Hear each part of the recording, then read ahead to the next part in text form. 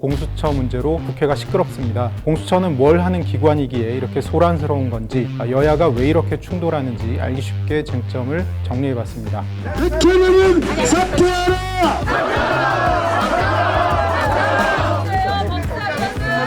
공수처는 고위공직자범죄수사처의 줄임말입니다. 말 그대로 고위공직자 범죄만 수사하는 곳인데요. 여기서 고위공직자는 4부 요인에 해당하는 대통령, 국회의장, 대법원장, 헌재소장부터 국회의원, 판검사까지 우리 사회에서 고위공직자라고 불리는 사람들 대부분이 포함됩니다. 공수처법의 수사 대상이 일일이 규정돼 있고요. 공수처는 고위공직자가 재직 중에 벌인 본인 범죄 또는 본인 직무와 관련해서 발생한 가족의 범죄를 수사하게 됩니다.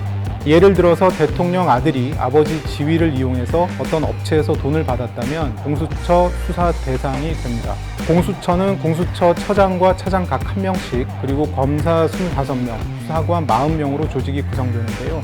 공수처가 유명세를 치르는 것은 검찰개혁 방안으로 떠오르면서인데요. 공수처가 검사의 범죄까지 수사해서 기소할 수 있기 때문에 그렇게 되면 기소 독점권을 갖는 검찰 권한이 분산돼서 견제와 균형의 원리가 작동할 수 있다는 겁니다. 쉽게 말하면 그동안 검사만 칼을 갖고 있었는데 그 칼을 외부에도 나눠주면 감시의 눈이 생기기 때문에 검찰 스스로 내부 비리나 주요 사건을 처리할 때 조심할 수밖에 없다는 논리입니다. 원래 공수처는 김대중 정부와 노무현 정부에서 도입을 추진했는데 매번 무산됐습니다. 연원을 따지고 올라가 보면 논의 기간만 벌써 20년 넘은 제도인데요. 문재인 대통령은 검찰개혁의 상징 법안으로 공수처 신설을 1호 공약으로 내세웠습니다. 여러 논란 끝에 지난해 12월 30일 공수처법이 국회 본회의를 통과해서 지난 7월 15일부터 시행됐습니다.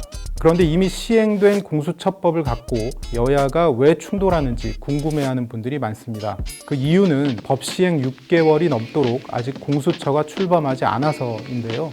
공수처장이 임명돼야 검사와 수사관을 뽑고 조직을 만들고 본격적인 활동을 시작할 수 있습니다.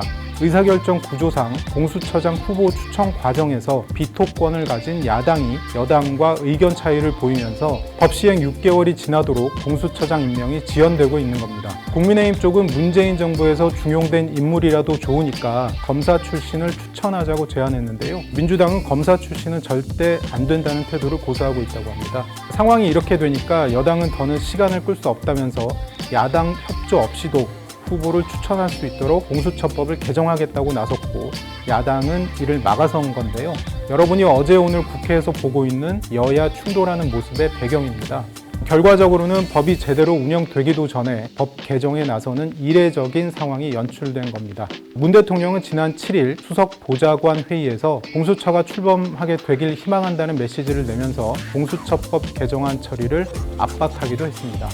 공수처법이 민주당 뜻대로 개정되면 여당 주도로 공수처장 임명 작업이 마무리돼서 공수처가 조만간 출범할 공산이 큽니다. 정부 여당은 공수처가 생기면 검찰개혁은 제도적으로 완성된다는 주장을 펴는데요. 사실 공수처를 바라보는 우려의 시선도 많이 있습니다. 공수처가 입법, 행정, 사법 어디에도 속하지 않는 초헌법적 기관이기 때문에 견제받지 않는 또 다른 괴물이 될 수 있다는 건데요. 금태섭 전 민주당 의원은 자신의 페이스북에 이를 비판적으로 다루는 글을 올리기도 했습니다. 금 전 의원 글을 보면은 판사, 검사에 대해 수사와 기소를 할 수 있는 권력기관을 만들고 그 책임자를 사실상 대통령 마음대로 임명할 수 있게 하는 법은 독재 국가에서도 유례를 찾기 힘들다면서 도대체 문재인 정부는 어디로 가느냐고 밝혔습니다.